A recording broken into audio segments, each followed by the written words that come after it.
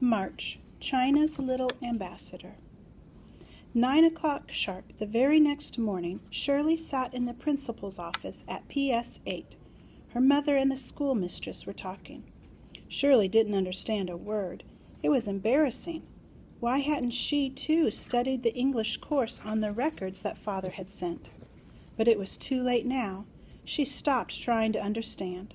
Suddenly, Mother hissed in Chinese, "Stop that or else!"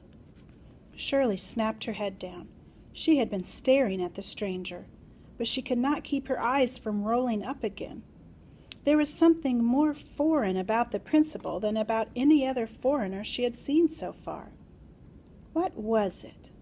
It was not the blue eyes. Many others had them too. It was not the high nose. All foreign noses were higher than Chinese ones. It was not the blue hair. Hair came in all colors in America. Yes, of course, naturally. The woman had no eyelashes. Other foreigners grew hair all over them, more than 6 Chinese together. This woman had none. Her skin was as bare as the happy Buddha's belly, except for the neat rows of stiff curls that hugged her head. She had no eyebrows even.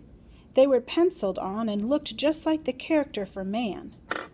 And every time she tilted her head, her hair moved all in one piece like a hat. Shirley. Mother was trying to get her attention. Tell the principal how old you are. Shirley put up 10 fingers. While the principal filled out a form, Mother argued excitedly. But why? Shirley had given the correct answer. She counted just to make sure. On the day she was born, she was 1 year old, and 2 months later, upon the new year, she was 2. That was the year of the rabbit. Then came the dragon, snake, horse, sheep, monkey, rooster, dog, and now it was the year of the boar, making 10. Proof she was 10. Mother shook her head. Apparently she had lost the argument. She announced in Chinese, "Shirley, you will enter 5th grade." 5th? But Mother, I don't speak English. And besides, I only completed 3 grades in Chungking. I know, but the principal has explained that in America everyone is assigned according to age. 10 years old means 5th grade, and we must observe the American rules, mustn't we? Shirley nodded obediently, but she could not help thinking that only Shirley had to go to school, and only Shirley would be in trouble if she failed. Mother stood up to leave. She took Shirley by the hand. Remember, my daughter, you may be the only Chinese these Americans will ever meet. Do your best, be extra good. Upon your shoulders rests the reputation of all Chinese. All 500 million? Shirley wondered. You are China's little ambassador. Yes, Mother. Shirley squared her shoulders and tried to feel worthy of this great honor. At the same time, she wished she could leave with Mother. Alone, the schoolmistress and Shirley looked at each other. Suddenly, the principal shut one eye, the right one, then opened it again. Was this another foreign custom like shaking hands? It must be proper if a principal does it, Shirley thought. She ought to return the gesture, but she didn't know how, so she shut and opened both eyes, twice. This brought a warm laugh. The principal led her to class. The room was large, with windows up to the ceiling. Row after row of students, each one unlike the next. Some faces were white like clean plates, others black like ebony. Some were in between shades. A few were spotted all over. One boy was as big or round as a water jar.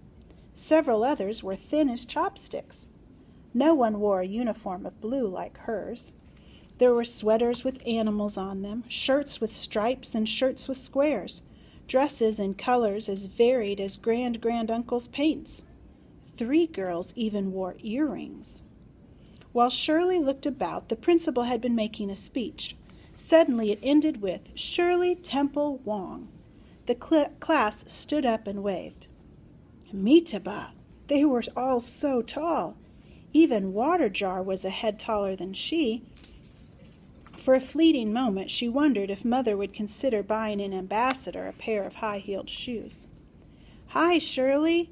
the class shouted. Shirley bowed deeply. Then, taking a guess, she replied, Hi. The teacher introduced herself and showed the new pupil to a front row seat. Shirley liked her right away, although she had a most difficult name, Mrs. Rappaport. She was a tiny woman with dainty bones and fiery red hair brushed skyward. Shirley thought that in her previous life she must have been a bird, a cardinal perhaps. Yet she commanded respect, for no student talked out of turn. Or was it the long, mean pole that hung on the wall behind the desk that commanded respect? It dwarfed the bamboo cane the teacher in Chungking had used to punish Four Hands whenever he stole a trifle from another. Throughout the lessons, Shirley leaned forward, barely touching her seat to catch the meaning, but the words sounded like gurgling water. Now and then, when Mrs. Rappaport looked her way, she opened and shut her eyes as the principal had done, to show friendship. At lunchtime, Shirley went with the class to the school cafeteria, but before she could pick up a tray, several boys and girls waved for her to follow them. They were smiling, so she went along. They snuck back to the classroom to pick up coats, then hurried out the door and across the schoolyard to a nearby store. Shirley was certain they should not be there, but what choice did she have? These were now her friends. One by one they gave their lunch money to the store owner, whom they called Mr. P. In return, he gave each a bottle of orange-colored water, bread twice the size of an ear of corn oozing with meatballs, peppers, onions, and hot red gravy, and a large piece of brown paper to lay on the icy sidewalk and sit upon. While they ate, everyone except Shirley played marbles or cards and traded bottle caps and pictures of men swinging a stick or wearing one huge glove. It was the best lunch Shirley had ever had. And there was more. After lunch, each of them was allowed to select one item from those displayed under the glass counter. There were paper strips dotted with red and yellow sugar tacks, chocolate soldiers and blue tinfoil, boxes of raisins and nuts, envelopes of chips, cookies as big as pancakes, candy elephants, lollipops in every color, a wax collection of red lips, white teeth, pink ears, and curly black mustaches. Shirley was the last to make up her mind. She chose a hand filled with juice. It looked better than it tasted, but she did not mind. Tomorrow she could choose again. But when she was back in her seat, waiting for Mrs. Rappaport to enter the classroom, Shirley's knees shook. What if the teacher found out about her escapade? There would go her ambassadorship. She would be shamed. Her parents would lose face. All 500 million Chinese would suffer. Round and round in her stomach the meatballs tumbled like pebbles. Then Mrs. Rappaport came in. She did not look pleased. Shirley flinched when the teacher went straight to the long, mean pole. For the first time her heart went out to Four Hands.